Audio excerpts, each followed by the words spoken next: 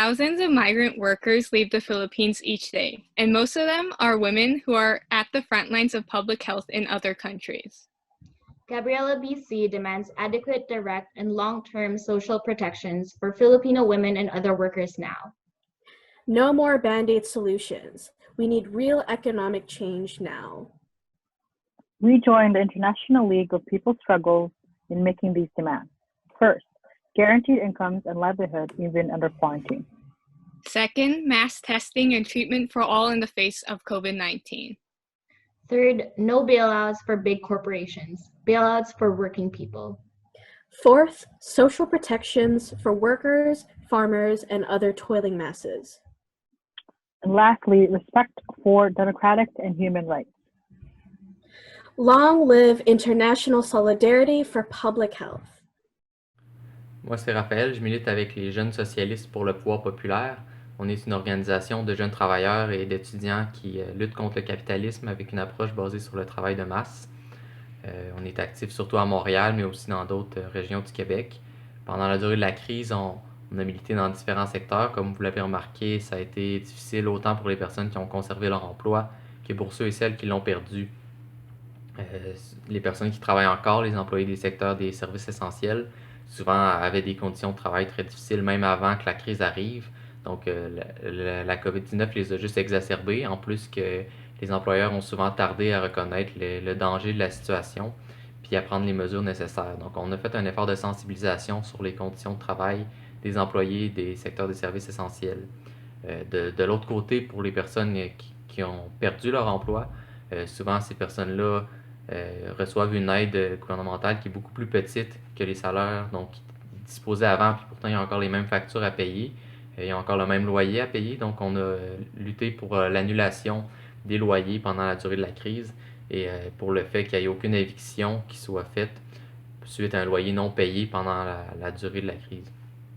Finalement, cette situation-là, ça démontre bien ce qu'on dit depuis longtemps, c'est que le système économique capitaliste est incapable de répondre aux besoins de la majorité de la population, que c'est un système qui met les profits avant les besoins humains.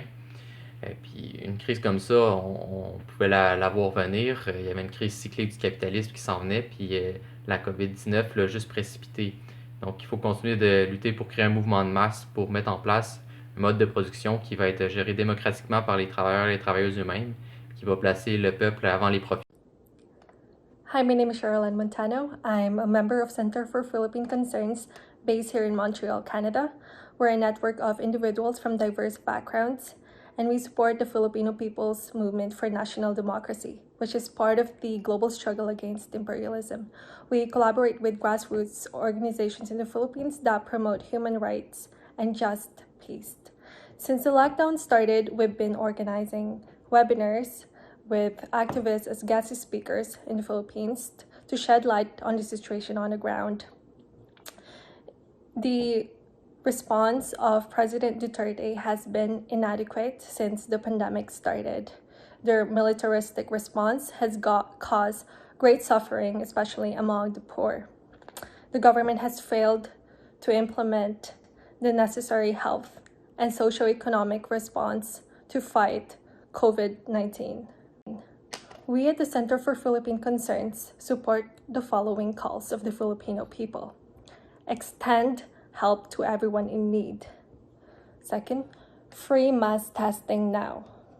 Third, provide adequate protection and support to the frontline workers, especially the health workers. Fourth, stop repression and harassment of the people. And finally, release all political prisoners, especially the sick and the elderly. At Canada Philippines Solidarity for Human Rights, we have members continuing to work in essential services without protective gear, at higher risk to themselves and their families. Businesses are getting bailouts, but what about the employees? What about the people? Financial support is sorely inadequate. Landlords are getting the tenant subsidies, but tenants still don't have enough to survive. We have family and friends in institutions like care homes and political prisoners in the Philippines, where vulnerable, elderly, and sick detainees will effectively be sentenced to death when outbreaks occur. This is unacceptable, and a gross violation of human rights. That's why we call for the immediate release of all political prisoners, the respect of democratic and human rights, guaranteed income and livelihood for all people. In the province of Ontario, only 4,000 COVID-19 tests are being done each day. This is far less than the province's testing capacity, and far more tests need to be done so that vulnerable people to the disease can be protected. We need mass testing now so that people can stay safe and informed about the extent of the disease, and so that people's lives can go back to normal as soon as possible. This is a demand being put forward by the ILPS and the ILPS's Commission on Science and Technology. Hi, my name is Marie Bodie. I'm with Women of Diverse Origins. We're a collective of grassroots organizations and individuals from different communities in Montreal. We've been organizing International Women's Day demonstrations each year here since 2001, a militant, diverse reflection of our membership and our struggles. This year, we had a turnout of over 5,000 people, one of the largest yet. How come so many women and their allies came out this year? Well, women have had it with being underpaid for the work they do, with domestic and state violence, with racism and discrimination, with lack of child care and elder care services, and we feel one with the struggles that our sisters are waging in other parts of the world for the same issues. The coronavirus has made things worse. It means double work days for those who have to go out to work and still have children at home that need schooling, or who are teleworking and have their household tasks to deal with, or who are working out on the front lines, risking their lives for the rest of us, often in poorly paid, precarious work. Even though nowadays they're being called guardian angels because of the risks they're taking, but we suspect that once things get back supposedly to normal, once the crisis lets up, that things will go back to the way they were. So our membership base includes live-in caregivers, precarious workers in the fields of health, the warehouse, maintenance sectors, non-status persons, as well as low-income workers, students, and elders. What we want access to health care for all people in Canada, regardless of their status. We need access to vital information in a language that our members and our people understand. Many of our members are not fluent in French or English. We want proper protective equipment for those who are out there working, especially in health and service industries. And we want recognition of our completed school year. Don't penalize students for the virus. When the worst of the crisis is over, we want a new normal. We don't want the old normal. We want healthcare and other frontline workers to have the recognition and the pay they deserve. We want to bail out the people, not the banks and the corporations.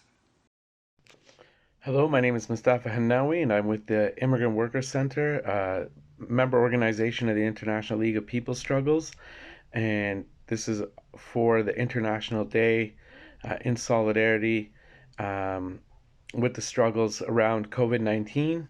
And the Immigrant Workers Center is an organization that works to organize and education for immigrant and migrant workers, regardless of their status as temporary foreign workers, as migrant workers, as frontline healthcare workers, as frontline workers in all the industries currently during this epidemic and pandemic.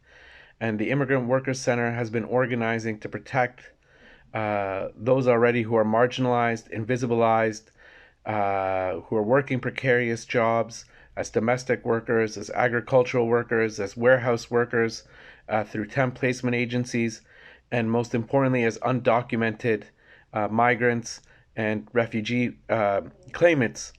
The Immigrant Workers Center has been organizing during this crisis to demand fundamentally access for all in terms of the benefits, in terms of health and safety protection, in terms of regularization for these already marginalized workers who are clearly on the front lines of this crisis and who are the front lines of maintaining this economy.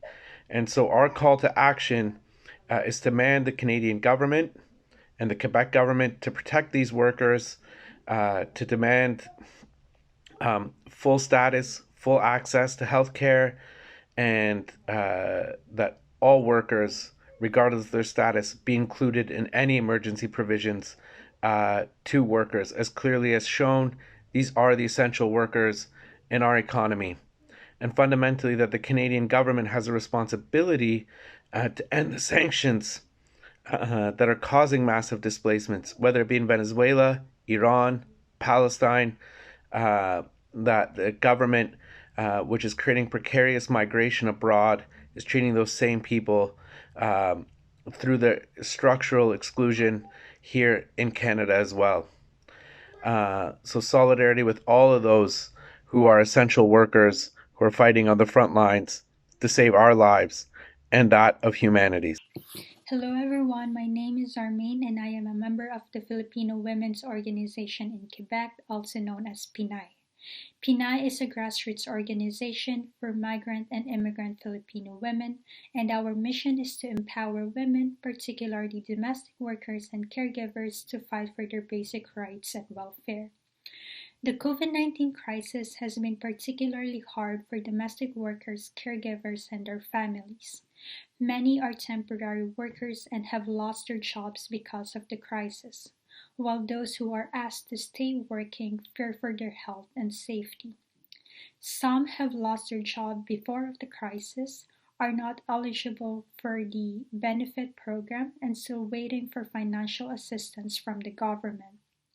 Families that have reunited after long years of separation are now facing a problem of joblessness and financial insecurity.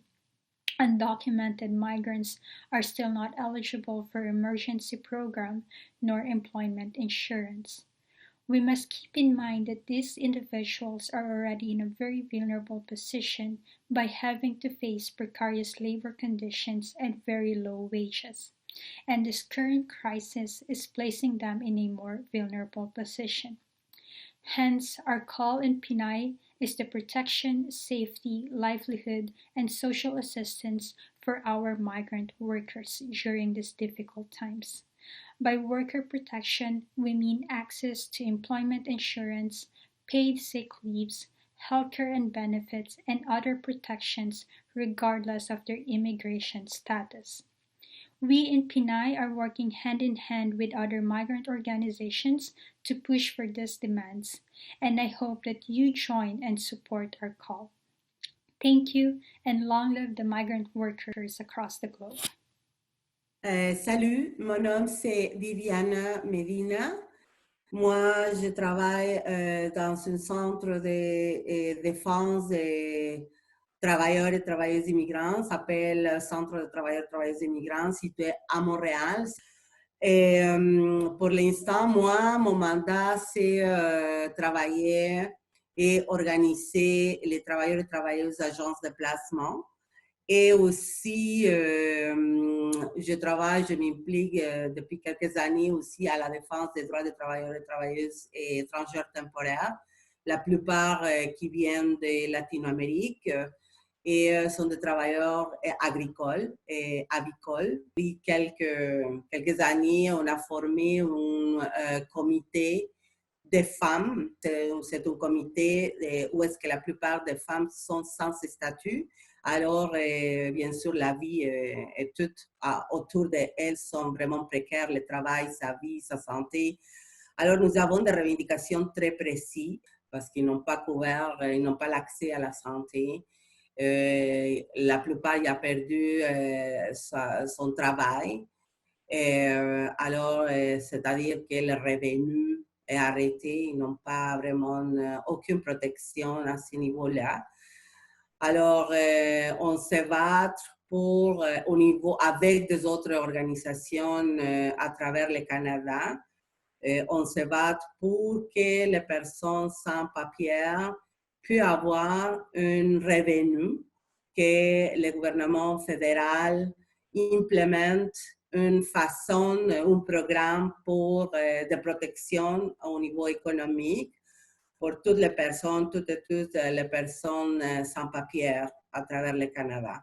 Et aussi, on se bat aussi pour l'accès aux soins de santé pour les personnes sans papier.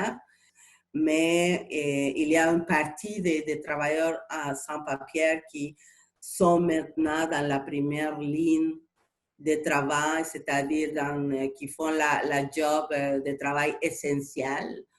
Je ne vais pas nommer exactement où est-ce qu'ils sont, mais il y a une partie des travailleurs qui travaillent dans des conditions encore plus précaires, sans aucune sorte de protection.